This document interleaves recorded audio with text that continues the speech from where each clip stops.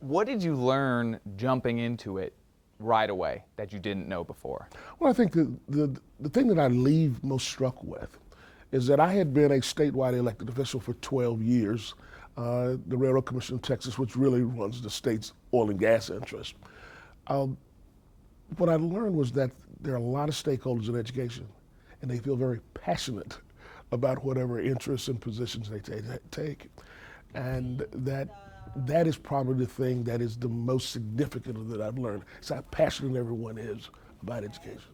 Talking about people's kids, that's a huge deal. Do you have kids? I do. I have 5.2 million children, but I have none of my own. No, and my wife and I have been married 30 years, but we do not have any children of our own. What do you think brings out that passion?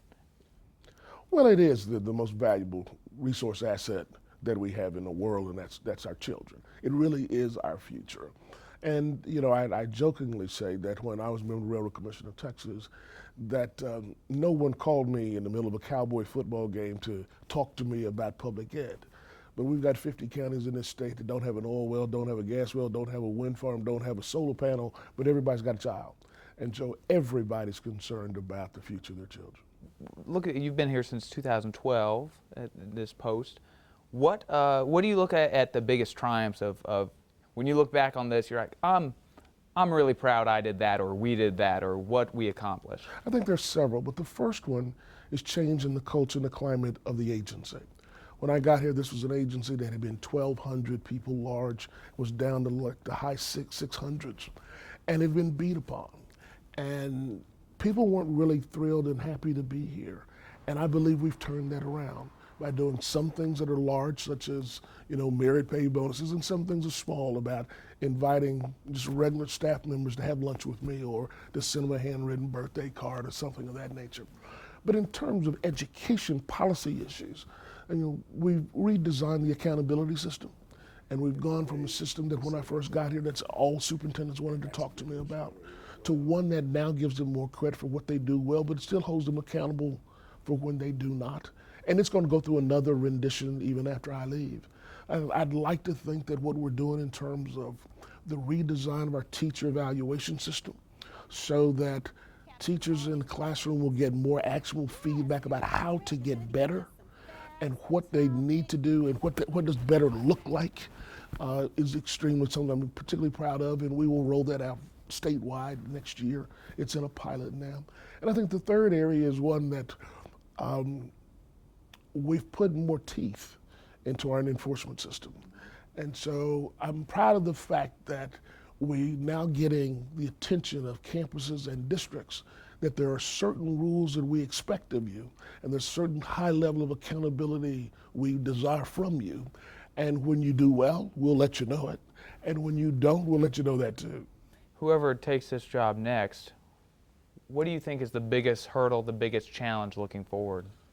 Well, I don't know if I might be in a position to do that, but let me tell you what I think will be some of the things that'll be left. The redesign, the continuing design of the accountability, the assessment and accountability system, particularly as we move to A through F, and to design that. The full rollout of our education preparation, revisiting, and the teacher evaluation program. I think there's going to be, you know, a very, very significant conversation that we will have about discipline in classrooms, and how we can create healthy climates on campuses that aren't as sanction prone and as perhaps we've done in the past. There will be certain of those kinds of issues for sure. What do you think is the most stressful part of the job here?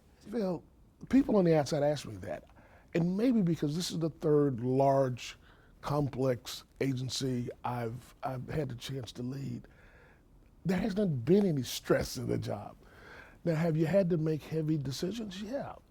And I think the heaviest decision that any commissioner can make is the decision to close a school district and annex it with another, or the decision to remove the duly elected members of the Board of Trustees and install your own Board of Managers. But for me, those haven't been stressful. They've been significant. They've been weighty. But I don't do stress. So if those are the weighty issues, when you see, you know, like Eastside Memorial turn around, is that kind of some of the highlights? Yes, they are. You know, those are some of the highlights. And anytime you get out of this office and you get in the car or on a plane and you go to a campus and you walk the halls and you see what you hope to see, teachers teaching and students learning, those are some highlights as well. I mean, and I've had a lot of them in my 3+ years here.